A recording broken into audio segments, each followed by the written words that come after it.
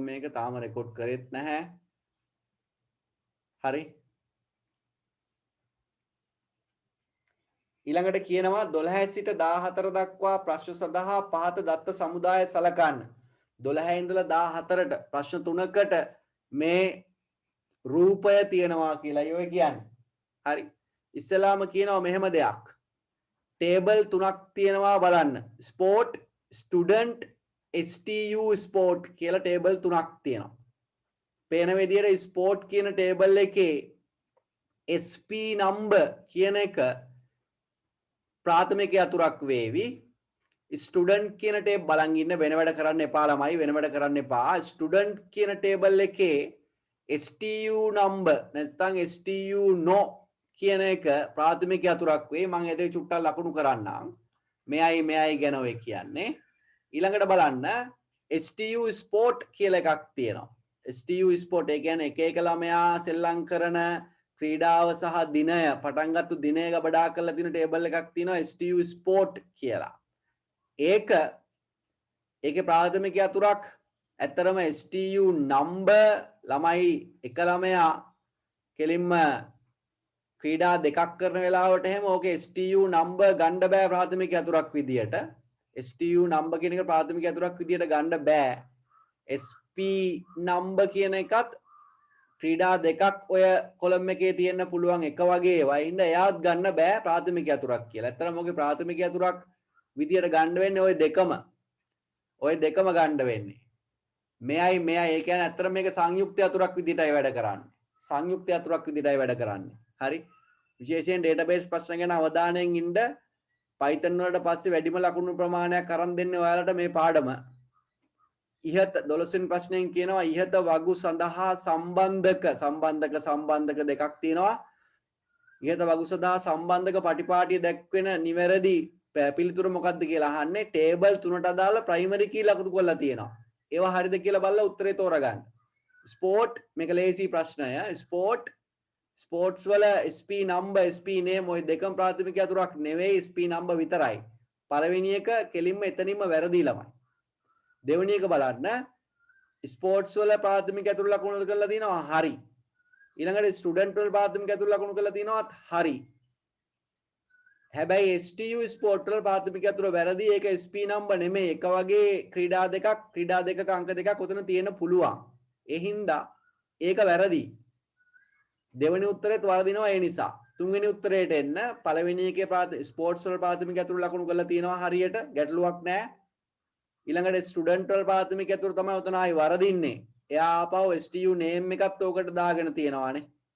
වැරදි. තුන්වෙනි එකත් වැරදි. හතරවෙනි එක බලන්න. ස්පෝර්ට්ස් වල SP නම්බර් ලකුණු කරලා තියෙනවා හරි. ස්ටුඩන්ට් වල STU නම්බර් ලකුණු කරලා තියෙනවා හරි. STU ස්පෝර්ට් වල SP නම්බර් එකයි සින්ස් එකයි සිට එකයි විතරයි. ඒ දෙක එකහුව කරලා ලකුණු කරලා තියෙනවා. ඒක වැරදි ළමයි. එතන එන්න ඕනේ ඒ ප්‍රාථමික යතුරට සංයුක්ත යතුරක් විදිහට STU නම්බර් කියන එකයි SP නම්බර් කියන එකයි එකහුව කරලායි තියෙන්නට ඕනේ. ඒක වැරදි ඒ නිසා. හරි ඒක වැරදි. හතරත් වැරදි. එහෙනම් පස්වෙනි උත්තරේ ගැලපෙන්න ඕනේ. ඕක හරියටම තියෙනවා බලන්න. SP නම්බර් කියන එක හරි. STU නම්බර් කියන එක හරි. සංයුක්ත යතුරක් විදිහට මේකත් ගැලපෙනවා. STU නම්බර් SP නම්බර් කියන එක. පහට ගැලපෙන උත්තරේ අංක 12 වෙනි ප්‍රශ්නෙට ගැලපෙන උත්තරේ අංක 5. 12 වෙනි ප්‍රශ්නෙට ගැලපෙන්නේ අංක 5 බව පැහැදිලි. 12 හරි. ප්‍රාථමික යතුරු ටික නිකන් බලාගෙන යන්න විතරයි තිබුණේ. 13ට එන්න. පහත් සඳහන් දෙය අතුරින් STU ස්පෝර්ට් වගුව සඳහා නිවැරදි ප්‍රාථමික යතුරු වන්නේ. නිවැරදි ප්‍රාථමික යතුරු මොකක්ද කියලා අහනවා STU ස්පෝර්ට් වල. ඒ කියන්නේ අපි කියන අවසාන ටේබල් එකේ මේක සංයුක්ත යතුරක්. STU නම්බර් කියන එකයි SP නම්බර් කියන එකයි එකතුව තියෙන්න ඕනේ. STU නම්බර් SP නම්බර් මෙන්න උත්තරේ. මේක නේද? STU number SP number. ප්‍රශ්න දෙකම ලේසි. හෙනම ලේසි ප්‍රශ්න දෙකක් ඈ. හරිනේ? ඊළඟ තියෙන උත්තර වැරදි. ඒක පේනවා ඇති. STU SP නේම් නෙමෙයි මේකත් නෙමෙයි. 13ට ගැලපෙනවා අංක 3. 13ට අංක 3 ගැලපෙනවා. 14 චුට්ටක් අමාරු වෙන්න ඉඩ තියෙනවා. හේතුව කූරි එකක් තියෙන්නේ. කූරි ලියන්න අපේ අය දන්නවා. නමුත් එක වගේ කූරි තියෙන ලාවට හොයාගන්න බෑ. මෙන්න මෙතන ඇන්ඩ් එකක් ඇන්ඩ් නෙමෙයි ඇන්ඩ් D අකුරකුත් තියෙනවා ළමයි. 14 උත්තරේ තෝරනවා නම් තාම තෝරලා නැත්තම් 14ට දෙවෙනි උත්තරේ විදියට මැද්දේ ඇන්ඩ් එකක් තියෙන්න ඕනේ මෙන්න මෙතන. හරි. හරිනේ. දැන් බලන්න මේකේ කියන දේ කුමරන් ක්‍රිකට් ක්‍රීඩාවට බැඳුණු දිනය පමණක් 2017 1:20 ලෙස වෙන් කළ හැක්කේ. හරි. පහත් දැක්වෙන කුමන SQL වගන් තියෙන්න කියලා අහනවා. කුමරුන් කියන කෙනා ක්‍රිකට් ක්‍රීඩාවට බැඳුණු දිනය පමණක්. මේ දිනය විතරක් 2017 1:20 ලෙස වෙන් කළ හැක්කේ කොහොමද කියලා අහනවා. වෙනස් කළ කියලා එන්න ඕනේ. වෙනස් කළ කියලා එන්න ඕනේ. වෙනස් කළ කියලා එන්න ඕනේ. මෙතන වෙන් කළ නෙමෙයි වෙනස් කළ කියලා එන්නට ඕනේ. Update STU sport. අප්ඩේට් කරනවා STU sport. අන්න හරි ඒ කූරියගේ මුල් ටික හරි. set scenes එක දානවා මේ අගය හරි. where STU number එක 21 o SP number එක 0.01. අන්න එතන o තියෙන නිසා එතන වරදිනවා ළමයි. o තියෙන නිසා වරදින්නේ එතන. o එක නිසායි වරදින්නේ. මොකද හේතුව මේකෙන් මේක හෝ මේක ඔක්කොම ටේබල් ටික ඔක්කොම කෝරි මේ data ටික අප්ඩේට් වෙලා යනවා. එතකොට කුමරුන් විතරක් නෙමෙයි අනිත් අයගේ ඒවා ටිකත් අප්ඩේට් වෙනවා ඕ නිසා. මෙයා හෝ මෙයා තිබ්බ ගමන්ම කුමරුන් විතරක් නෙමෙයි දැන් මේක STU number 21 තියෙන එක කුමරුන්ටත් අප්ඩේට් වෙනවා. SP number 0.01 තියෙන ඕනම කෙනෙක්ට අප්ඩේට් වෙලත් යනවා. ඒ හින්දා මේක වැරදි. ඊළඟ එක අර විදිහටම ගිහිල්ලා ඉවරලා මේ දෙකට ඇන්ඩ් මැදට දාලා තියෙනවා. ඕක නේද හරියන්නේ. ඇන්ඩ් මැදට දාලා තියෙනවා. ඒ හින්දා ඒක හරියනවා. දෙවෙනි උත්තරේ හරි. පළවෙනි උත්තරේ ඕ නිසා වරදින්නේ. දෙවෙනි උත්තරේ ඇන්ඩ් නිසා හරියනවා ළමයි. ඒ දෙකම වෙන එක්කෙනා තමයි මේ අහන්නේ. හේතුව කුමරන් කියලා කෙලින්ම කියලා තියෙනවා. ක්‍රිකට් ක්‍රීඩාව කියලා කෙලින්ම කියලා තියෙනවා. ඔය දෙකම කොන්දේසි දෙකම සත්‍ය වෙන්න ඕනේ ඔය වැඩේ වෙන්න නම්. දෙවෙනි උත්තරය හරි. තුනේ තියෙන වැරද්ද තමයි STU number එකටත් 21 දාලා SP number එකටත් 21 දාලා. ඒකයි වැරද්ද. හතරවෙනි එකේ තියෙන වැරද්ද තමයි ඒකේ ව්‍යායකයේ සීන්ස් එකක් දාලා තියෙන්නේ. ඒකින්ද වරදිනවා. පස්වෙනි එකේ වැරද්ද තමයි මේකේ O එක පළවෙනිම වැරද්ද. ඊට පස්සේ ආයි O එකක් දාලා සීන්ස් එකක් දාලා. මේකට සීන්ස් අදාළ වෙන්නේ නැත. සීන්ස් එකක් අවශ්‍ය නැහැ ව්‍යායකට. 14ට ගැලපෙන උත්තරේ දෙක. දැන් මේ පාඩම තියරි වල කරලා ඉවරයි මේ ටික. මේ කොටස ඉවරයි ඈ. මේ වගේ තනියෙන් පුළුවන් වෙන්න ඕනේ කරගන්න. මේ වගේ දෙක තුනක් පේපර් එකේ තියෙනවා ප්‍රශ්න 50. කරොත් හරි බලන් හිටියොත් බැරි වෙයි. 14ක් හරි 15ට එන්න. එතකොට 14ට ගැලපෙන උත්තරේ අංක 2. 15ට එන්න. පාරිභෝගිකයෙකු විසින් සුපිරි වෙළඳ සැලකින් යම් භාණ්ඩයක් මිලදීගෙන එහි වටිනාකමට අදාළ වන මුදල ණය කාඩ් පතකින් ගෙවන ලදී. ක්‍රෙඩිට් කාඩ් එකකින් ගෙවවලු. මෙම ක්‍රියාකාරකම් සම්බන්ධ වන්නේ කුමන පද්ධති වර්ගයටද කියලා අහනවා. භාණ්ඩයක් අරගෙන ක්‍රෙඩිට් කාඩ් එකකින් මුදල් ගෙවලා. හරි. ණය කාඩ් පතක් කියන්නේ ක්‍රෙඩිට් කාඩ් එකක් කියන අදහස. ඒකෙන් මුදල් ගෙවුවාම මොන වර්ගයේ පද්ධතියද කියලා අයිති වෙන්නේ අහන්නේ අපෙන්. කළමනාකරන සහාය පද්ධති නෙමෙයි. ඒකෙන් කියන්නේ කළමනාකරන සහාය පද්ධති කියන්නේ ඔෆිස් එකක් ඇතුලේ වැඩ කරද්දී කාර්යයන් පහසු කරන පද්ධතිය. තීරණ සහාය පද්ධති කියන්නේ මොනවා හරි තීරණයක් ගන්න පාවිච්චි කරන එක්කෙනා. එයත් වැරදි. අන්තර් කළමනාකරන කියන්නේ ආය ආයතනයකට තමයි එකක් යන්නේ. ගනුදෙනු සැකසුම් පද්ධතිය තමයි ඔකට ගැලපෙන උත්තරේ. ප්‍රවීණ පද්ධති කියලා එකක් මේකට ගැලපෙන්නේ නැහැ.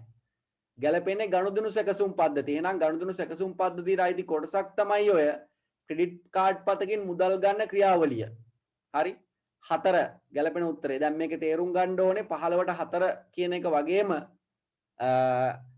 ක්‍රෙඩිට් කාඩ් පතක් නැතුව කෙලින්ම මුදල් ගෙව්වත් ඔක ගනුදෙනු සැකසුම් පද්ධතියටම අයිතියි ඈ.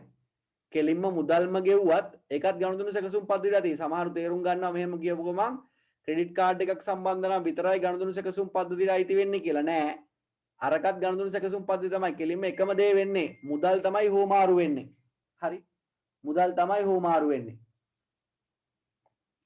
15 හරි 15ට අංක 4 හරි ළමයි. 15ට අංක 4 ගැලපෙනවා. 15ට අංක 4 ගැලපෙනවා. 16ට එන්න. 16 සේවා දායකයාට අවසාන අදියර වන තුරුම අවසාන නිමැවුම දැක ගැනීමට නොහැකි වීම සහ නිමැවුම ලබා ගැනීමට ගතවන කාලය අපට සිරි සෑහෙන වැරදි ටිකක් තියෙනවා ඒකේ. නිමැවුම මේ ලබා ගැනීමට කපන්න ගතවන කාලය මේ ටිකත් කපන්න වෙනවා. ආයි මම ප්‍රශ්නය කියවන්නම්. සේවා දායකයාට අවසාන අදියර වන තුරුම අවසාන නිමැවුම දැක ගැනීමට නොහැකි වීම සහ නිමැවුම ලබා ගැනීමට ගතවන කාලය අවිනිශ්චිත වීම යන ලක්ෂණ නිසා බලාපොරොත්තු නොවූ ආකාරයේ ප්‍රතිඵලයක් ලැබිය හැක්කේ කුමන පද්ධති සංවර්ධන ආකෘතිය භාවිත කිරීමෙන්ද කියලා අහනවා. ඕක කිව්ව ගමන් මතක් වෙන්න ඕන ඔයාලට දියැලි ආකෘතිය. දියැලි ආකෘතියේ තියෙන ගැටලුවක් තමයි ඕක. හේතුව දියැලි ආකෘතියේ අවසානය වන තුරුම ප්‍රතිදානයක් බලන්න බෑ. මාස 6ක් විතර ගියාට ඕක නිර්මාණය කරන්න අවසානයේ මාස 6 ඉවර වෙලා තමයි ප්‍රතිඵලය දකින්න වෙන්නේ. මොනවා හරි ප්‍රතිඵලයේ ගැටලුවක් තියෙනවා නම් අර ගත කරපු මාස 6ම අපතේ යෑමක් සිද්ධ වෙනවා ඔය පද්ධති සංවර්ධන ආකෘතියෙන්. ඒ හින්දා ඔකට ගැලපෙන උත්තරේ දියැලි ආකෘතිය. දියැලි ආකෘතිය දියැලක් වගේ රූපයක් තමයි තියෙන්නේ. මෙහෙමයි ඕකට රූපය ඇන්දොත් ඇඳෙන්න වෙන්නේ. හරි. දියැලි ආකෘතිය මේ වගේ. ඔහොම යන්නේ ඕක. මෙහෙම කවදාවත් පියවරක ඉඳලා පෙර පියවරට යන්න බෑ ළමයි. පියවරක ඉඳලා පෙර පියවරට යන්න බෑ. හරි. ඒක අවාසියක්.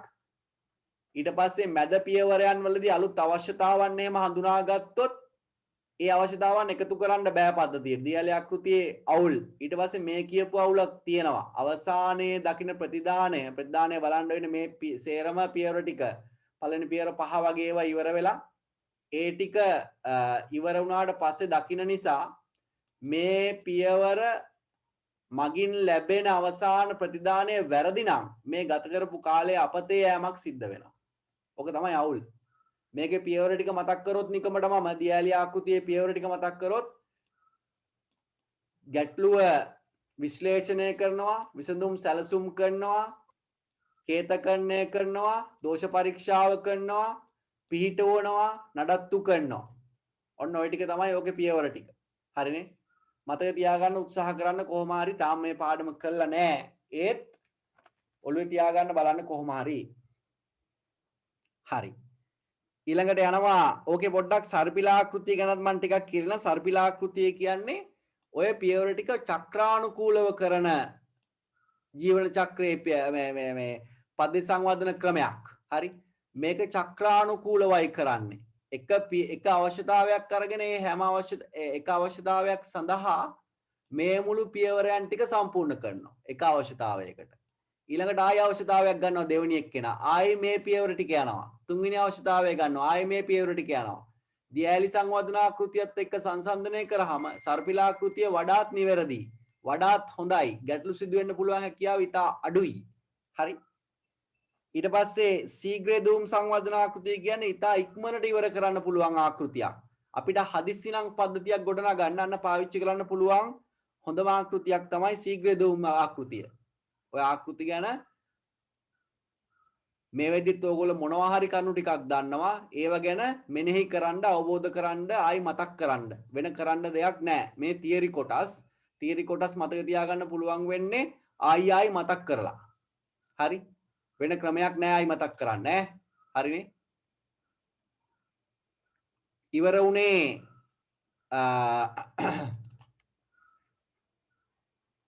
16 වෙනි ප්‍රශ්නේ ගැලපෙන උත්තරේ තමයි දියැලි ආකෘතිය කියන එක. දියැලි ආකෘතියයි ගැලපෙන උත්තරේ. ඊළඟට බලන්න 17 Python ප්‍රශ්න ටික 17 එක සමානයි එකලෙෂම බිඳුව යන ප්‍රකාශය Python අර්ථ වින්‍යාසකයේ තුල ක්‍රියාත්මක කිරීමෙන් ලැබෙන නිවැරදි ප්‍රතිදානය මොකක්ද කියලා අහනවා.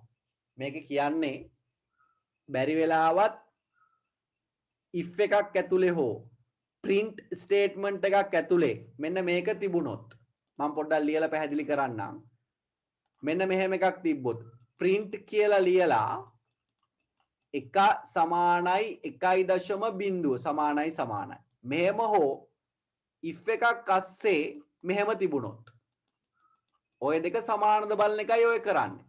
ඊට පස්සේ මෙතන print statement එකක් සාමාන්‍යයෙන් තියේවි කියලා හිතන්නකෝ. හරිනේ. ඕකෙන් කරන්නේ මේ දෙක සමානද බලනවා. දැන් බැලූ බැල්මට මෙයා පූර්ණ සංඛ්‍යාවක් මෙයා දශම සංඛ්‍යාවක්නේ.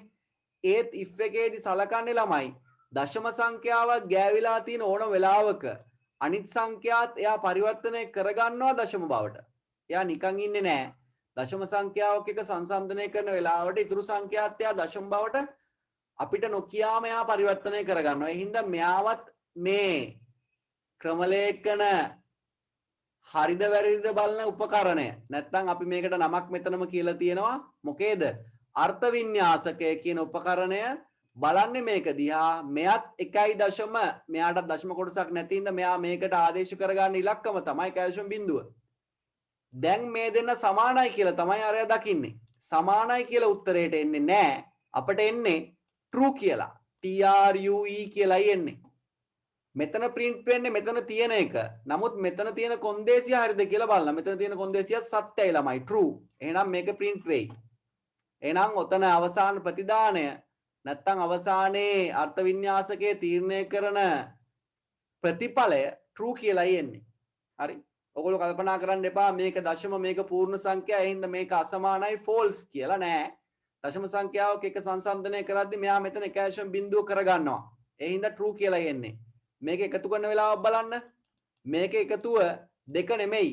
එකට කැල්සියම් බිඳුව එකතු කරාම උත්තරය අපිට දෙන්නේ 2.0යි කියලායි. හේතුව දශම සංඛ්‍යාවක් තියෙනවා නම් අනිත් ඒවාත් එයා දශම බවට පරිවර්තනය කරගෙන තමයි උත්තරේ ගන්නෙ. අදහසක් එන්නේ නැති මොකක් හරි නේද? තාම Python උගන්නලා නැහැ. ඒත් පොඩි දේවල් ඉගෙන ගන්න. හරි. 17ට ගැලපෙන උත්තරේ එතකොට true කියන එක අංක 2 ගැලපෙනවා. අංක 2යි ගැලපෙන්නේ. 18ට එන්න. 18ට එන්න. Python දත්ත ප්‍රරූප පිළිබඳ පහත ප්‍රකාශ සලකා බලන්න. Python වල දත්ත ගබඩා කරන ආකාර දත්ත ප්‍රරූප කීපයක් තියෙනවා. ඒ ගැන හිතලා බලන්නලු මේ වාක්‍ය තුනෙන් කියන. ඒ නැමැති වාක්‍යයෙන් කියනවා ඒ වලින් list ප්‍රරූපයෙහි අගයක් tuple ප්‍රරූපයෙහි දත්තයන් මෙන් වෙනස් කළ නොහැකිය. මේක මතක තියාගන්න list වල tuple වල ඩික්ෂනරි වල ඔන්න අවසානයේට තියෙන මේ අපිව අමාරුවේ දාන මට්ටමේ දත්ත ගබඩා කළ හැකි ආකාර තුන මේ තුන ලිස්ට් වල වෙනස් කරන්න පුළුවන්. ඕඩර් එක වෙනස් කරන්න පුළුවන්. එහෙට මෙහෙට මාරු කරන්න පුළුවන්. ටියුපල් වල මාරු කරන්න බෑ. මෙයාගෙත් මාරු කරන්න පුළුවන්. හරි. එහෙනම් ලිස්ට් වල මාරු කළ හැකි ලිස්ට් ප්‍රරූපයෙහි ටියුපල් ප්‍රරූපයෙහි මෙන් දත්ත වෙනස් කළ නොහැකිය කියලායි කියන්නේ. මේක අනිත් පැත්ත වෙන්න ඕනේ. ඒ හින්දා ඒ වැරදි. ලිස්ට් වල මාරු කරන්න පුළුවන් ටියුපල් වලයි මාරු කරන්න බැරි. මෙතන කියන්නේ නොහැකි කියලා. ඒ හින්දා මේ උත්තරේ වරදිනවා. B ටියුපල් ප්‍රරූපයෙහි දත්ත කොමා වලින් වෙන් කරනු ලබන පටිපාටිගත අගයන්ගෙන් සමන්විත විය හැකිය. පටිපාටිගතයි කියන්නේ ස්ථිරයි. වෙනස් කළ නොහැකි. කමා වලින් තමයි වෙන් කරලා තියෙන්නේ. එහෙනම් ටියුපල් ගැන කියන B වාක්‍ය නිවැරදි. C ඩික්ෂනරි ප්‍රරූපයෙහි දත්තයක් කමා වලින් වෙන් කරනු ලබන හා සංගල වරහන් තුල වන පටිපාටිගත නොවන වෙනස් කරන්න පුළුවන්. පටිපාටිගත නොවන key value ස්ථානය සහ අගය යුගල කුලකයකින් යුක්තයි. මේකත් හරි. ඔන්න දැන් ඔය තුන ගැන ඔයාලා ඉගෙනගෙන නැති වුණාට අවබෝධයක් එන්නේ නැති මේ ටිකවත් ලිස්ට් වල අගයන් වෙනස් කරන්න පුළුවන් බව, ටියුපල් වල අගයන් වෙනස් කරන්න බැරි බව, ඩික්ෂනරි වල අගයන් වෙනස් කරන්න පුළුවන් බව. ඔය තුනවත් මතක තියාගන්න. ඒක තමයි වෙන්න ඕනේ. හැම එකම තියරි පාඩමට බාර කරන්න එපා. මේ වෙලාවේ ඉගෙන ගන්න එක ඔළුවේ තියාගන්න. Python වල දත්ත ගබඩා කරන ආකාර තුනක් තියෙනවා ප්‍රධාන තුනට වඩා තියෙනවා. ඔයගොල්ලෝ අමාරුවේ දාන තුනක් තමයි මේ තුන් දෙනා. ලිස්ට් එක, ටියුපල් එක, ඩික්ෂනරි එක. ওই තුන් දෙනාගේ දත්ත වෙනස් කරන්න පුළුවන් ඒවත් තියෙනවා. වෙනස් කරන්න බැරි ඒවත් තියෙනවා. හරි. ඒක ඔළුවේ තියාගන්න වෙන මුකුත් ඕනේ නැහැ. මුකුත්ම තේරුම් නැත්නම් මේ තුන ඔළුවේ තියාගන්න ඒ ඇති දැනට. හරි. එතකොට ගැලපෙන උත්තරේ B හා C නිවැරදි කියන එකේ උත්තරයක් පස්වෙනි එක තියෙනවා. 18ක් මේ වෙද්දි හරි. MCQ 18ක් හරි. නේද? MCQ 18ක් හරි. 19ට එන්න. 19ට එන්න. 19ට එන්න. 19 මෙහෙම දෙයක් කියනවා බලන්න. 19 කියනවා පහත දක්වා ඇති Python කේතය වෙන්න ඕනේ ක්‍රියාත්මක කළ විට ලැබෙන නිවැරදි ප්‍රතිදානය වන්නේ. ලිස්ට් එකක් හදලා තියෙනවා. උඩ දැන් ලිස්ට් කියන්නේ මොකක්ද කියලා ඉගෙන ගත්තා. ලිස්ට් එකක කොටු වරහන් තුල තමයි දත්ත ගබඩා කරන්නේ. ලිස්ට් එකක මෙතන තියෙනවා පේන විදියට එලිමන්ට් මෙන්න මෙච්චර ප්‍රමාණයක්. මේ පළවෙනි එක්කෙනා, දෙවෙනි එක්කෙනා, තුන්වෙනි එක්කෙනා, මේ සේරම හතරවෙනි එක්කෙනා. නමුත් මේක නම් කරන්නේ මේක බිඳුව, මේක 1, මේක 2, මේක 3. මේක අවබෝධ කරවන්නම අවශ්‍ය නිසා මේ වගේ ප්‍රශ්න කීපයක්ම මේ වෙද්දි ඔයාලා පේපර්ස් වල කරලා තියෙනවා. හරි. මේ අගයන් නම් කිරීම, අංක කිරීම පටන් ගන්නෙ බිඳුවේ ඉඳලා. හරි. බිඳුවේ ඉඳලා ආරම්භ කරන්නේ. බලන්න print කරන්න කියලා තියෙනවා මෙන්න මේක. මේ කියන්නේ තුන්වෙනි එලිමන්ට් එකේ පළවෙනි ස්ථානය. තුන්වෙනි එලිමන්ට් එකේ පළවෙනි ස්ථානය. කෝ තුන්වෙනි එලිමන්ට් එක? මේ බිඳුවෙනි එක්කෙනා, මේ පළවෙනි එක්කෙනා, මේ දෙවෙනි එක්කෙනා, මේ තුන්වෙනි එක්කෙනා. මෙන්න 3. 3 පළවෙනි එක්කෙනා ගැනයි අහන්නේ. 3 ආපහු බෙදා ගන්න ඕනේ මෙහෙම ළමයි. 3 1 කියන්නේ මෙයා බිඳුව 3. මෙයා 1, මෙයා 2. එහෙනම් 3 1 කියන්නේ මෙන්න මේ අගය 2 කියන එක. එයා ඉන්නවා එහෙන් බැලුවා මෙතන වැරද්දක් තියෙනවා මේක සිම්පල් මේක කැපිටල් වෙලා තියෙන ළමයිනේ. එහෙන් බැලුවම එකක්වත් ගැලපෙන්නේ නැහැ. මෙන්න මෙහෙම එන්න ඕනේ මේ උත්තරේ. 2 T අකුර එන්න ඕනේ සිම්පල් වලින්. මේක තමයි ගැලපෙන උත්තරේ අංක 4. අංක 4යි ගැලපෙන්නේ. හරි.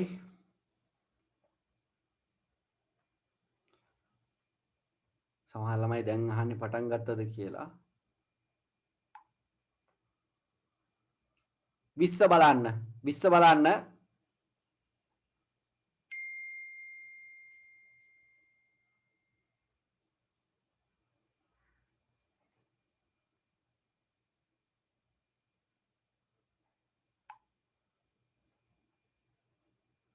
විස්සට යනවා.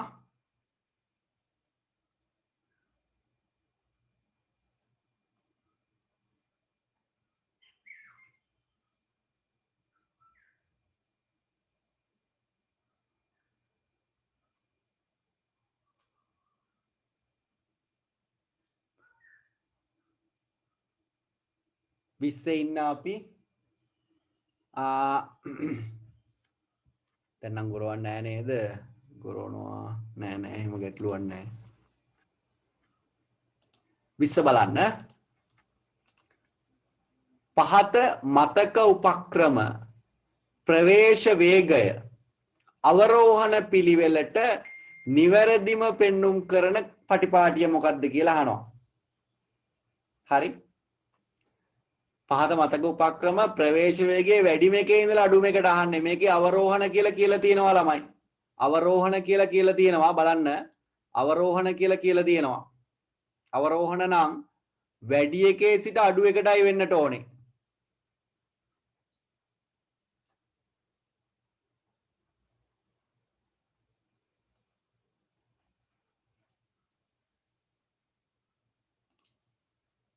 A B C D E කියලා මතක උපක්‍රම 5ක් තියෙනවා. හරි. A B C D කියලා මතක මිහිරාන් කියලා තියෙනක මට තේරෙන්නේ නැහැ. A B C D E කියලා මතක උපක්‍රම 5ක් තියෙනවා. ඕකෙන් ප්‍රවේශ වේගයේ වැඩිම එක A ළමයි. හේතුව රෙජිස්ටර් මතකයේ තමයි වැඩිම වේගයකින් ක්‍රියාත්මක වෙන්නේ. හරි. ඊළඟට දැන් A මුලින් තියෙන උත්තර හරි ඈ. මෙයා හරි වෙන්න පුළුවන්, මෙයා හරි වෙන්න පුළුවන්, මෙයා හරි වෙන්න පුළුවන්. ඊට පස්සේ ඒ තුනෙන් තෝරා ගන්න වෙනවා. හරි. උත්තර අයින් කරන එක ලේසි ක්‍රමයක්. හරි. ඊට පස්සේ වාරක මතකය තමයි ඊට පස්සේ ඉන්නේ. නීත මතකය අපි කෑෂ් මෙමරි එක කියලා කියනවා. රෙජිස්ටරේට පස්සේ වාරක මතකය ගැලපෙනවා. AC තියෙන උත්තර හරි. මූ අයින් කරමු. මේ දෙක හරි යනවා. මේ දෙක හරි යනවා. ඊළඟට තියෙන්න ඕනේ සසම්භාව්‍ය පිවිසුම් මතකයනේ. ඔව්. රෙජිස්ටරේට පස්සේ වාරක මතකයට පස්සේ සසම්භාව්‍ය පිවිසුම් මතකය තමයි තියෙන්න ඕනේ. ACE කියලා තියෙන උත්තරේ හරි. ACE මෙන්න හරියන උත්තරේ. ඊළඟටත් උපක්‍රම දෙක කිව්වොත් ACE ඊට පස්සේ දෘඪ තැටියයි සංයුත තැටියයි. ඔන්න පිළිවෙල. අපි ගිය සතියේ හෝ ඊට කලින් සතියේ තමයි මේ ශ්‍රේණි තුන කතා කරේ. හරිනේ? ගැළපෙන උත්තරේ අංක 3. 20ට 3 හරි 20ක් ඉවරයි ළමයි. 21ට එන්න. 21ට එන්න. පහත දැක්වෙන සම්බන්ධතාවයේ ප්‍රමත අවස්ථාව සම්බන්ධයෙන් නිවැරදි ප්‍රකාශය. පහත දැක්වෙන සම්බන්ධතාවයේ ප්‍රමත අවස්ථාව සම්බන්ධයෙන් නිවැරදි ප්‍රකාශය මොකක්ද කියලා කියන්නේ. ප්‍රමත අවස්ථාව කියන්නේ normalization කියන එක. ප්‍රමතකරණය database වල තියෙන අනිවාර්යෙන් ප්‍රශ්නයක් හෝ දෙකක් MCQ වෙන කොටසක් මේ. මේක සම්පූර්ණයෙන් විස්තර කරන්න පැය 3ක් විතර යනවා ළමයි. නමුත් මම කියන්නම් මේකේ පොඩි ලක්ෂණයක් මතක තියාගන්න ලේසි. ගොඩක් වෙලාවට ශුන්‍ය ප්‍රමත අහලා තියෙනවා අපේ. ශුන්‍ය ප්‍රමතයි. හරි. ශුන්‍ය ප්‍රමත කියලා කියන්නේ ටේබල් එකේ කිසිදු වෙනස්කමක් කරලා මේක ඔයාලට ප්‍රමතකරණය ගැන දන්නේ නැති වුණත් ප්‍රමතකරණය කියන වචනේ තේරුමවත් දන්නේ නැතුව වුණත් මේවා එකක් ආවොත් ලියන්න පුළුවන් ක්‍රමයක් මේ කියන්නේ. හරිද? මේක මතක තියාගන්න. ප්‍රමතකරණය දන්නේ නැතු වුණත් උත්තරේ ගන්න පුළුවන් මේ ක්‍රමයට. හරි. එක වගේම ටේබල් එක ඇතුලේ එක වගේ කොලම් තියෙනවද කියලා බලන්න. එක වගේ කොලම්. මේ බලන්න එක වගේ කොලම්. developer 1, developer 2, developer 3. නැත්තම් නම් තුනක් තියෙනවා කියලා name 1, name 2, name 3. මෙහෙම අන්තර්ගත නම් ටේබල් එක අපි සලකනවා මේ ටේබල් එකේ වෙනසක් කරලා නැහැ තවම. ප්‍රමතකරණය කරලා නැහැ. ප්‍රමතකල්ලේ කළා නැත්තම් ප්‍රමතකරණ අවස්ථාව ශුන්‍ය. වෙන මුකුත් දැනගන්න ඕනේ නැහැ. එක වගේ නම් තියනවද කියලා බලන්න. එක වගේ නම් තුනක් තියෙන්න ඕනෙත් නැහැ. දෙකක් තිබ්බා නම් ඇති. name 1 name 2 තිබ්බ කියලා හිතන්න. එහෙනම් එයා ශුන්‍ය ප්‍රමතයි. ශුන්‍ය ප්‍රමතයි. ඕක විතරයි මතක තියාගන්න ඕනේ. ප්‍රමතකරණ අවස්ථා හතරක් තියෙනවා. ඒ හතර නම් හතරවත් ඕනේ නැහැ. මං කියන එක මතක තියාගන්න. ඒ ඇති. ශුන්‍ය ප්‍රමත ප්‍රශ්නයක් ආවොත් උත්තරේ ගන්න පුළුවන්. එක වගේ නම් තිබ්බා නම් උන් ශුන්‍යයි. ශුන්‍ය ප්‍රමත. 21ට එක උත්තරේ ගැලපෙනවා. 21ට එක හරි. 22ට එන්න. මේක එහෙම වැරදි ඈ. ප්‍රමත අවස්ථාව තීරණය කරන්න පුළුවන් දත්ත ප්‍රමාණවත් නොවේ එන බොරු මේක. දත්ත ටික තියෙනවා මෙතන. මේක වැරදි. 22ට එන්න. 22ක් ටිකක් හොඳ ප්‍රශ්නයක්. මේකත් හරින රතු පාටින් තියෙන්න ඕන ප්‍රශ්නයක් තමයි. හරි. රතු පාටින් අන්තර්ගත වෙන්න ඕන ප්‍රශ්නයක් මේ. අන්න ඒව ගැන ලොකු අවධානයෙන් ඉන්න ළමයි. මේකත් හෙන වැදගත් ප්‍රශ්නයක්. මම පොඩ්ඩක් මේක වෙනම ලියලා කරන්නම්. මේකත් Python වල ප්‍රශ්න කොටසක් තමයි. නමුත් මේ තියෙන්නේ Python නෙමෙයි.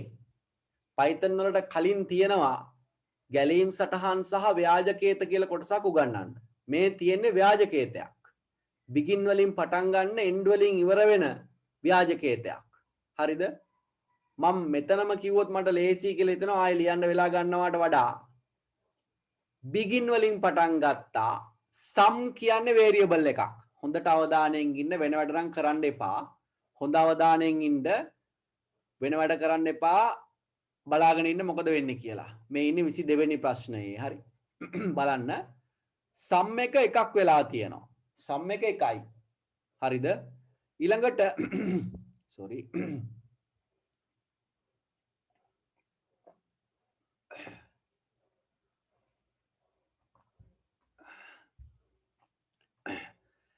ඊළඟට 4 එකක් දුවලා තියෙනවා ළමයි.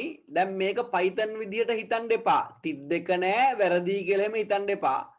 ව්‍යාජකේතවල තිත් නෑ තමයි. ව්‍යාජකේතවල තිත් නෑ. syntax නෑ මොනවත්. හරි. එහෙට මෙහෙට මාරු කරලා දකුණු පැත්තෙන් ලියලා ඒවා මේකේ නෑ. මේ Python නෙවෙයි. මේ ව්‍යාජකේතය කියන්නේ pseudo code. හරිනේ? pseudo code ඔය කියන්නේ. ආයි මම ප්‍රශ්නෙට යනවා බලන්න.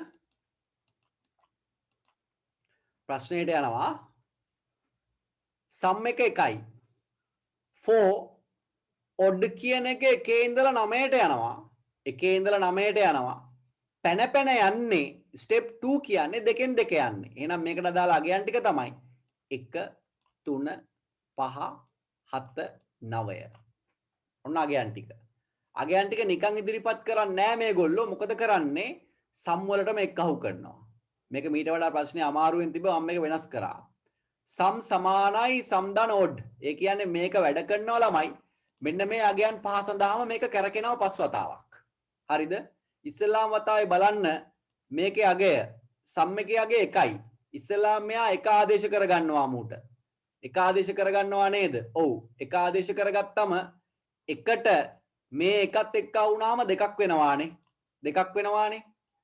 දෙකක් වෙනවා ඊට පස්සේ next odd එකට යනවා මෙයා ඒ කියන්නේ 4 එකට ආපහු පනිනවා මෙතෙන්ට මු next එක කතා කරලා තියෙනවා හරිද ඊළඟට ආපහු මෙයාගේ දෙවෙනි අගයට යනවා එකේ ගාවට අගේ දෙක වුණාට මේකේ step 2 තියෙන හින්දා step දෙකෙන් දෙක යන්නේ ඊළඟට ගන්නේ මු 3 දැන් මු එකතු කරන්නේ දෙකට 3 ළමයි අලුත් සම්මගේ 5ක් වෙනවා මුගේ අගේ 5ක් වෙනවා ඉස්සලා අගේ දෙකේ තිබ්බේ දැන් 3ක් එක්ක වුණාම 5ක් වෙනවා ආයි මු next එකට යනවා ඊළඟට එකතු කරන් තියෙන්නේ 5 සම්ගේ අගේ තියෙන අගේ 5යි 5ට 5 එක්කව කරන්න කියනවා දැන් අලුත් අගේ මුගේ 10යි ආයි next call කරලා තිනවා ඊළඟට මු යන්නේ 7 එක්කව කරන්න 7 එක්කව කරන්නේ තියෙන සම්මගේටයි හරි 10ට 7 17යි 10ට 7 17යි අලුත් සම්ගයාගේ 17යි මෙයත් නෑ දැන් මෙයත් නෑ 17යි ආයිත් next යනවා ළමයි ඊළඟට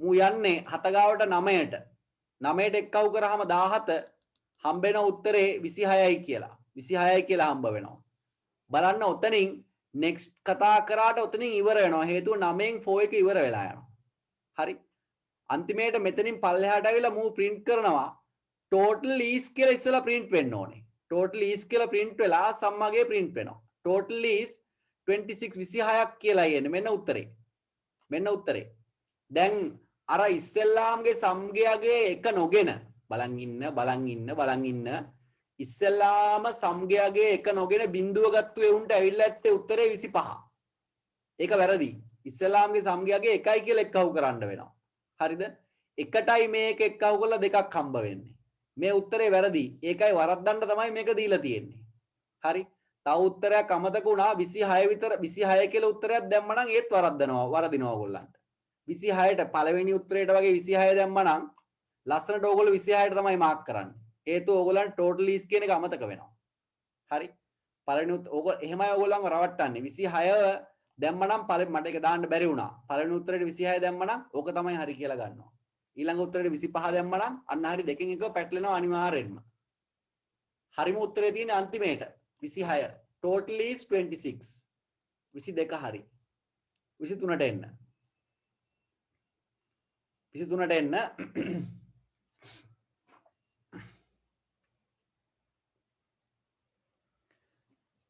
ක්‍රමලේඛන භාෂාව සම්බන්ධයෙන් පහත සඳහන් වගන්ති අතරින් කුමක් සත්‍ය වේද ක්‍රමලේඛන භාෂාව සම්බන්ධයෙන් පහත සඳහන් වගන්ති අතරින් කුමක් සත්‍ය වේද කියලා අහනවා පළවෙනි එකෙන් කියනවා ඇසෙම්බලි භාෂා අයත් වන්නේ පළමු පරම්පරාවේ ක්‍රමලේඛන භාෂාව වලට වේ ඇසෙම්බලි භාෂා අයත් වන්නේ පළමු පරම්පරාවේ ඒවට තමයි මේක හරි සෝරි මේක වැරදි මම පරම්පරා ටිකයි භාෂා ටිකයි නිකන් කියන් ගියොත් එහෙනම් පළවෙනි පරම්පරාවේ තියෙන්නේ යන්ත්‍ර භාෂාව දෙක ඇසෙම්බලි භාෂාව තුන දැන් භාවිතා වෙන පරිගණකවල භාවිතා වෙන ලැන්ග්වේජ් වලට භාෂාව වලට පොඩ්ඩක් කලින් භාෂාවක් හම්බුණා අන්න ඒක හතර තමයි මේ අපි ඉන්නේ Python Java වගේ වයිති වෙන්නේ හතරට හරි මෙන්න බලන්න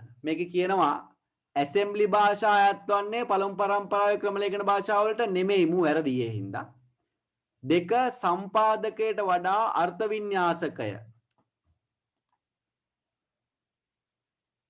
මේක තියෙන්නේ මේ ක්‍රමලේඛන භාෂාවන් ගැන තියෙන Python පාඩමේ මුල 9 වෙනි පාඩමේ මුල තියෙන්නේ මේවා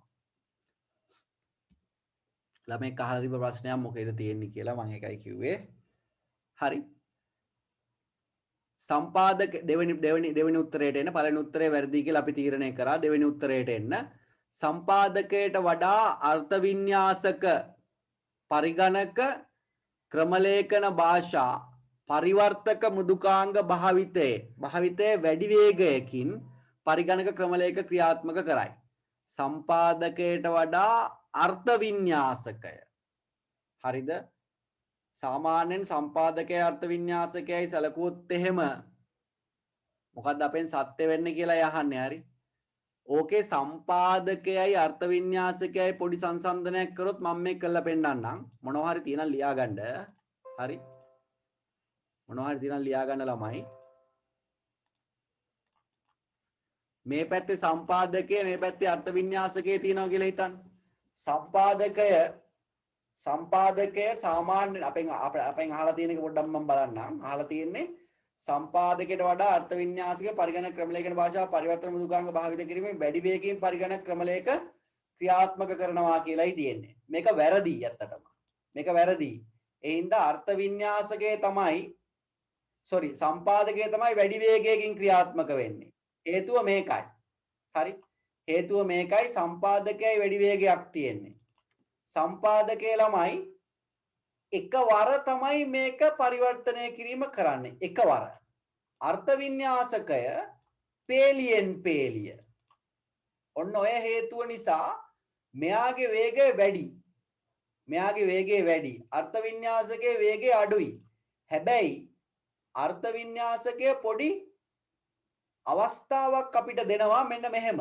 අර්ථ වින්‍යාසකයක අපි හිතමු 99 වෙනි පේලියේ වැරද්දක් තියෙනවා කියලා. ඔක්කොම පේලි 100ක් තියෙනවා කියලා හිතන්නකෝ. අපේ කෝඩ් එකේ අපේ ක්‍රමලේඛයේ පේලි 100ක් තියෙනවා. පේලි 100ක් තියෙනකොට 99 වෙනි පේලියේ වැරද්දක් තියෙනවා නම් අපිට අර්ථ වින්‍යාසකයෙන් ගන්න පුළුවන් ප්‍රතිඵලය 98 පේලි 98ක ප්‍රතිඵලය අපිට හම්බ වෙනවා. හරි. ඒක වාසියක්. නමුත් සම්පාදකයේ කොහේ හරි වැරද්දක් තියෙනවා නම් අපිට කිසිදු ප්‍රතිඵලයක් හම්බ වෙන්නේ නැහැ. හරි. සම්පාදකයේ අර්ථ වින්‍යාසකයේ අඩුපාඩු වාසිය අවාසි දෙකම තියෙනවා. සම්පාදකයේ වාසියක් තමයි වේගය වැඩි. මෙයාගේ වේගය අඩුයි. නමුත් මෙයාගේ අර්ථ වින්‍යාසකයේ වාසියක් තියෙනවා. ක්‍රමලේඛනයේ වරදින තැන වෙනකම් අපිට ප්‍රතිදානය දෙනවා මෙයා. මෙයාගේ ක්‍රමලේඛනයේ පොඩි වැරද්දක් තිබ්බ ප්‍රතිදානය දෙන්නේ නැහැ. ඔය දෙක තමයි ඔය දෙකේ සංසන්දනය. ඔය ලක්ෂණ ටික තමයි සංසන්දනය කිරීම. ඒ හින්දා සම්පාදකයේ වේගයෙන් වැඩි අර්ථ වින්‍යාසකයේ වේගයෙන් අඩුයි. හරි. සම්පාදකයේ වේගයෙන් වැඩි අර්ථ වින්‍යාසකයේ වේගයෙන් අඩුයි. ගැළපෙන උත්තරේ දෙවෙනි උත්තරෙත් නොගැලපෙනවා කියලායි මේ කිව්වේ. මේ කරුණු පහ ඇතුලේ සෑහෙන තීරි ගොඩක් තියෙනවා ළමයි. තුන්වෙනි උත්තරයට එන්න. යන්ත්‍ර භාෂාව අනිත් භාෂාවලට වඩා සාපේක්ෂව මන්දගාමී නෑ ළමයි. යන්ත්‍ර භාෂාව කියන්නේ බිඳුව එක ද්විමය වලින් හැදුණු භාෂාවක්. එයා භාවිතා කරනවා නම් අනිත් පරිගණක භාෂාවලට වඩා එයා වේගයෙන් වැඩි. හේතුව බිඳුවකින් ලියපු එකක් කෙලින්ම පරිගණකයට පුළුවන් වැඩ කරවන්න. අපි මේ ලියන භාෂාවල ක්‍රමලේඛ පරිවර්තනය කිරීමක් අවශ්‍යයි. යන්ත්‍ර භාෂාවෙන් ලියන ඒවා පරිවර්තනය කිරීමක් අවශ්‍ය නැහැ. එහෙනම් යන්ත්‍ර භාෂාවෙන් ලියපු එකක් වැඩ කරවන්න ගොඩක් වෙලා යන්නේ නැහැ. සාපේක්ෂව මන්දගාමී නෙමෙයි සාපේක්ෂව අධිවේගී මේවා. හරි. 3 වැරදි. අපිට තියෙන මන්දගාමී වේග කියලා. මෙයත් වැරදි. 4ට එන්න. යන්ත්‍ර භාෂාවෙන් ලියන ලද ක්‍රමලේඛ අනෙකුත් පරිගණක ක්‍රමලේඛන භාෂා පරම්පරාවදී ලියන ලද ක්‍රමයකට වඩා වේගයෙන් ක්‍රියාත්මක වේ. මෙන්න හරි එක්කෙනා. යන්ත්‍ර භාෂාව වේගයෙන් වැඩි තමයි. Python ක්‍රමලේඛන භාෂාව දෙවන පරම්පරාවේ නෑ. Python 4. Python ක්‍රමලේඛන භාෂා පරම්පරාව 4. ගැළපෙන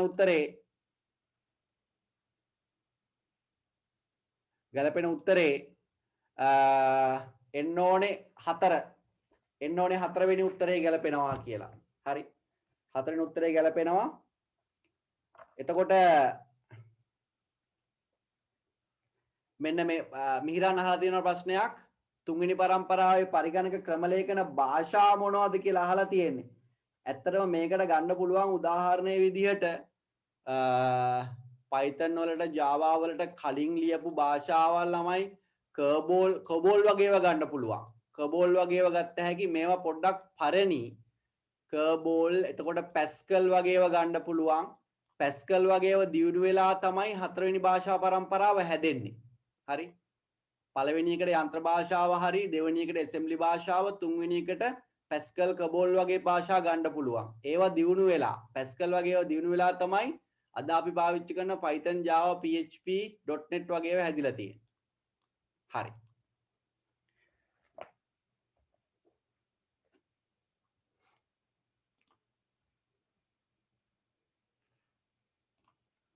ඔය හරි ගියේ ඔය කෙරා ඉවර වුණේ ළමයි 23 වෙනි ප්‍රශ්නය.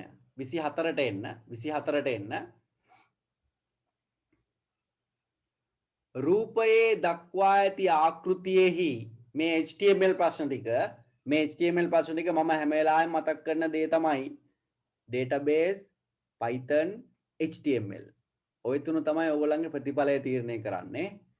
රූපයේ දක්වා ඇති ආකෘතියේ username පාට කොටුව ටයන්න මේ ටයන්න නෙමෙයි එන්නට ඕනේ මෙතෙන්ට මේ ටයන්න පාට කොටුව හරි පාට කොටුව සඳහා ඇතුළත් කළ හැකි අනුලක්ෂණ ප්‍රමාණය 10කට සීමා කිරීමට නිවැරදි ලියන්න ඕනේ HTML මූලාංගය නැත්නම් HTML කේත කොටස මොකක්ද කියලා යහන්නේ මොනවා හරි ෆීල්ඩ් එකක උපරිම characters ප්‍රමාණය ටයිප් කරන්න පුළුවන් උපරිම characters ප්‍රමාණය තීරණය කරන්නේ max length වලින් හරි එහෙනම් මේ කියන වෙලාවේ max length තියෙන විදිහ බලන්න username කියලා කියන text field එකක් එහෙනම් text field එක අනිවාර්යෙන්ම input type text කියලා තියෙන්න ඕන උත්තර පහේ මේක තියෙනවා හරි input type text කියලා තියෙන්න ඕන password එකක් නම් input type password තියෙන්න ඕනේ. input type එක වෙනස් username මේ text field එකකයි password field එකකයි.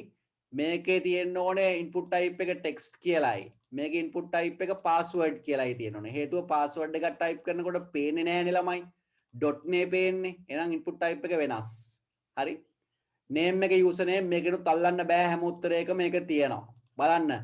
maximum length වැරදි max length මෙන්න බඩු අපි හොයන එක්කෙනා මෙතන ඉන්නේ දෙවෙනි උත්තරේ හරි ඊටා වැදගත් එකක් හරි ඊටා වැදගත් එකක් කොහේ හරි සටහන් කරගන්න මේවා නම් කොහේ හරි සටහන් කරගන්න ප්‍රශ්නේ කොටසකට කෑල්ලකට හරි එන්න පුළුවන් මේවා හරිනේ max length අපි HTML දන්නේ නැහැ ඒ වුණාට මේවා දන්නවා හරිනේ ඒක තමයි වෙන්න ඕනේ 25ට එන්න 24 හරි 25ට එන්න 24 හරි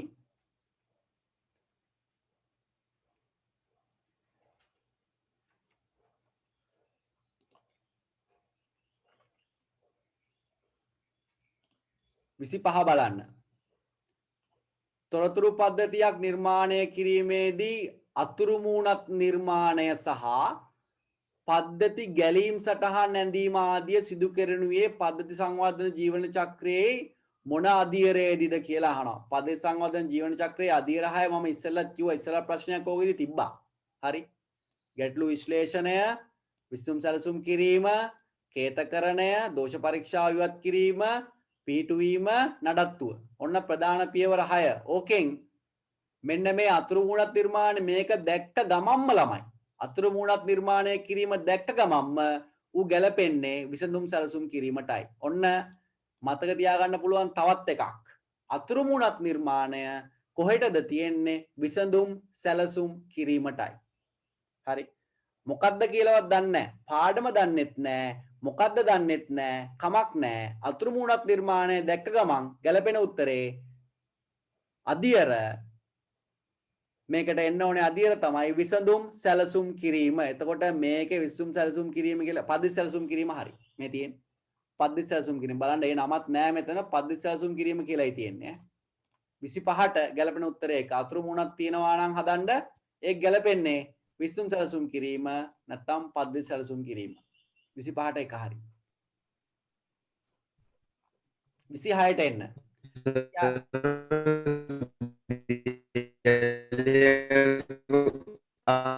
මැසේජ් එකක් දාන්න හර්ෂ මැසේජ් එකක් දාන්න. ඇහෙන්නේ නැහැ. සින්දුවක් කියනවා වගේ කතාවක් තමයි ඇහෙන්නේ. මං කියන එකත් ඇහෙන්නේ නැද්ද ඔයාලට? මාත් සින්දු කියනවා වගේ දැහෙන්නේ. නෑ නේද? හර්ෂ මැසේජ් එකක් දාන්න පුතේ ඇහුන්නේ නැහැ කියපු එක සින්දුවක් කියනවා වගේ ඇහෙන්නේ.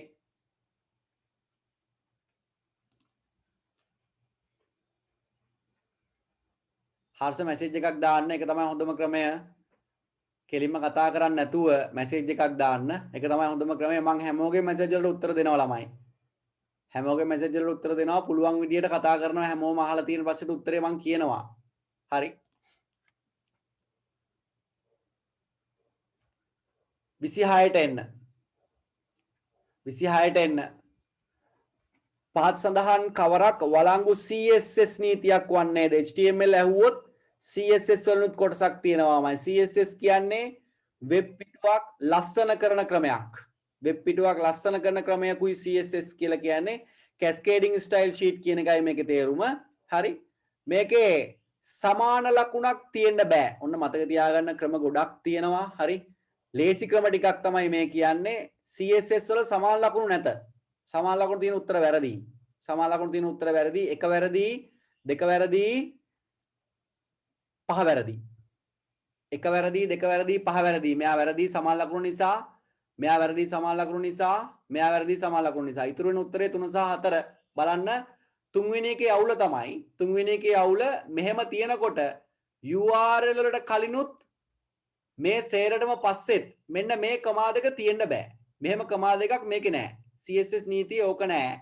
බෑග්ග්‍රවුන්ඩ් එකට ඉමේජ් එකක් දෙනවා නම් URL කියලා ඒකට JPG එක දෙපැත්තට තියෙනවා 66 99 කමා දෙකක්. නමුත් URL පටන් ගන්න කොටයි අවසානයටයි තියෙන්න බෑ කමා දෙකක්. මේකයි මේකේ වැරද්ද. ඕක නම් චුට්ටක් අමාරුයි. හරි. මොකද හේතුව මේක අමතක වෙනවා. නමුත් මේක හරියටම හරි බව අඳුනගත්තොත් වැඩේ හරි ළමයි. මේක හරියටම හරි බව අඳුනගත්තොත් වැඩේ හරි. මේක හරි මේ කිසිදු වැරද්දක් නෑ මෙතන. හතරවෙනි එකයි ගැලපෙන්නේ උත්තරේට. හතරවෙනි එකයි ගැලපෙන්නේ. හතරවෙනි එක හරි. හරි. 26ක් හරි.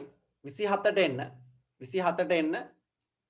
ස්ථිතික වෙබ් අඩවි යනු කාලයක් සමග කාලයත් සමග වෙන්න ඕනේ. කාලයත් සමග වෙබ් අඩවි අන්තර්ගතයේ වෙනස් නොවන පද්ධතියකි. ස්ථිතික දැන් මේක පැටලෙනවා කියපු ගමන්ම මේ ප්‍රශ්නය මොන පාඩමේද? පද්ධතියක් කියලා තියෙනවා.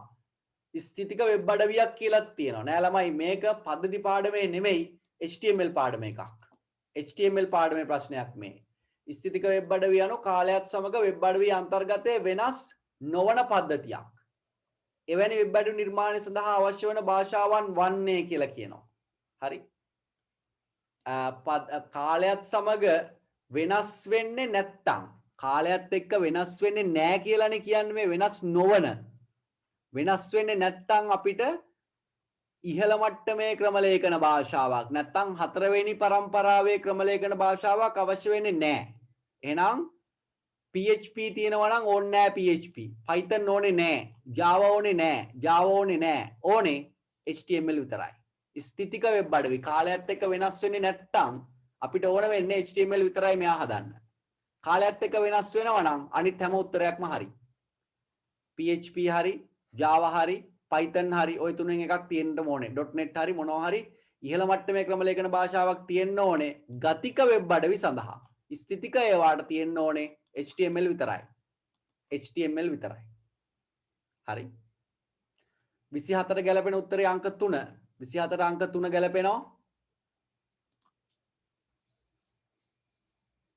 HTML වෙනස් වෙනවා කියන්නේ මෙහෙමයි. හර්ෂොන්ද ප්‍රශ්නයක් අහන්නේ මම පැහැදිලි කරන්නම් ඒක. HTML කියන්නේ මේකනේ බං.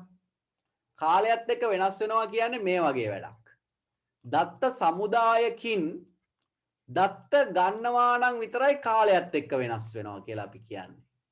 දත්ත සමුදාය දැන් HTML වල වෙනස් වෙනවා කියලා මේ මාකියු එකක් එහෙම දැම්මහම ටැග් එකක් දැම්මහම ඕකේ අන්තර්ගතය වෙනස් වෙනවා කියලා ඕගොල්ලන්ට තේරෙනවා. නමුත් මේක ස්ථිරයි.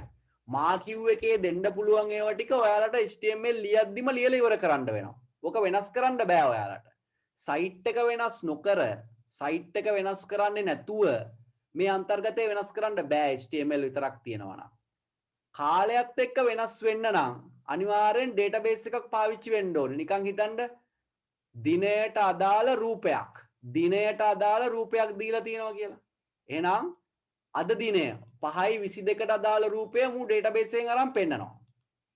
5:23 වෙනවා කියලා හිතන්න. 5:23 දී ආයි 23ට අදාළ 5:23 දිනයට අදාළ රූපය අරන් පෙන්නනවා මේ වෙබ් පේජ් එකේ.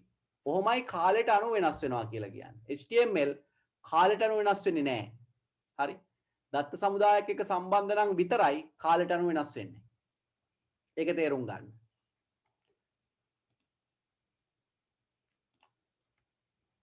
අපි ඉන්නේ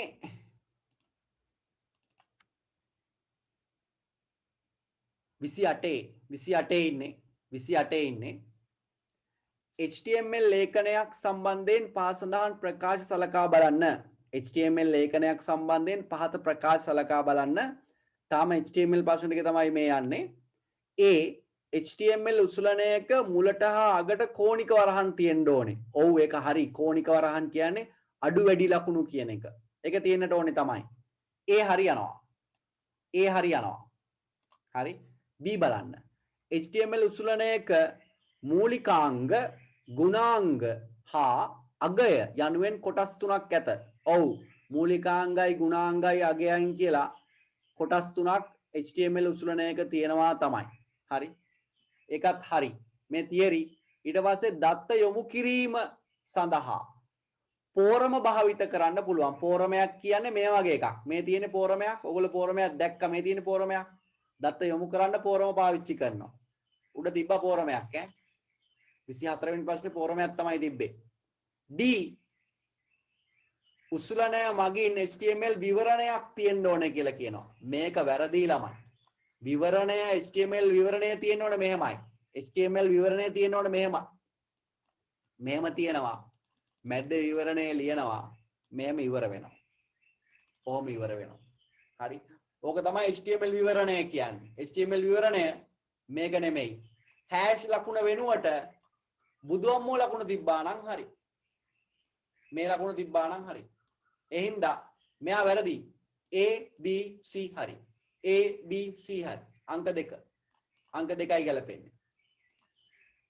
අංක 2යි ගැලපෙන්නේ.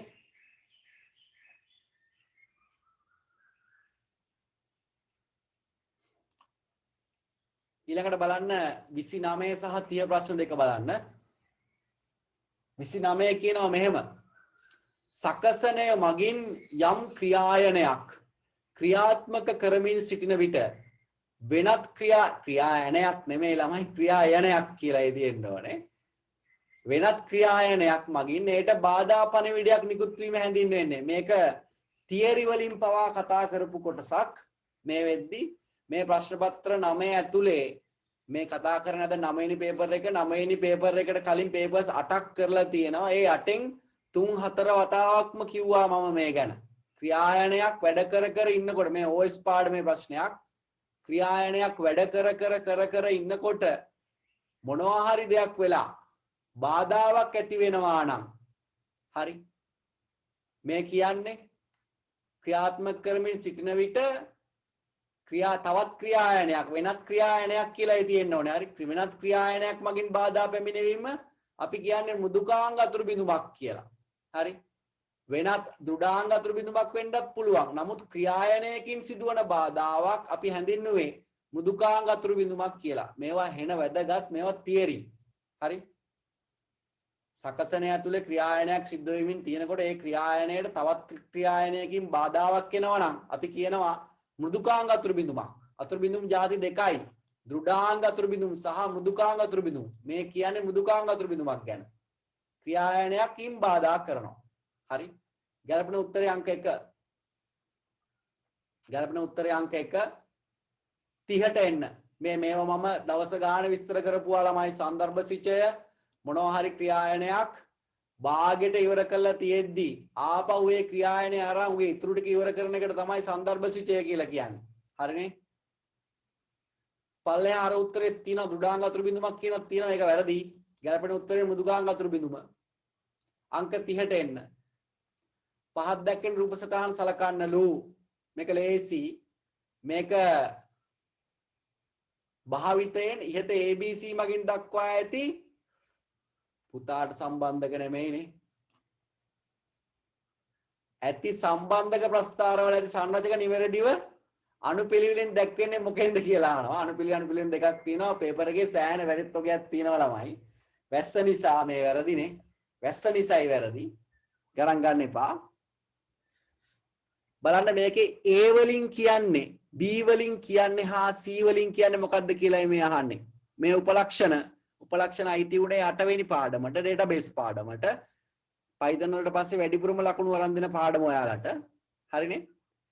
බලන්න database පාඩමේ තිබ්බ A වගේ එකක් තියෙනවා කියලා කියන්නේ A වගේ දෙයක් තියෙනවා කියලා කියන්නේ B C මතකයි ඔයාලට. මොකද්ද මේ C වලින් කියන්නේ? අගයන් එකට වඩා වැඩි කියන එක. බහුවගයන් උපලක්ෂණය කියන එකයි ගැලපෙන්නේ. C ට බහුවගයන් උපලක්ෂණය තියෙනවා. හරි. හරි. 2යි 3යි ගැලපෙන්නේ නැහැ. 2යි 3යි ගැලපෙන්න ඕනේ. ඊළඟට සංයුක්ත උපලක්ෂණය තමයි මේ තියෙන්නේ. සංයුක්තයි. හරිද? උපලක්ෂණ කීපයක් එකතු වෙලා තව එකක් හැදෙනවා. හරිද? සංයුක්තයි. ඊළඟට ව්‍යුත්පන්නයි. මේ ව්‍යුත්පන්න එක්කෙනා. ගැලපෙන උත්තරේ අංක 2. ඔව්. බහුවගයන්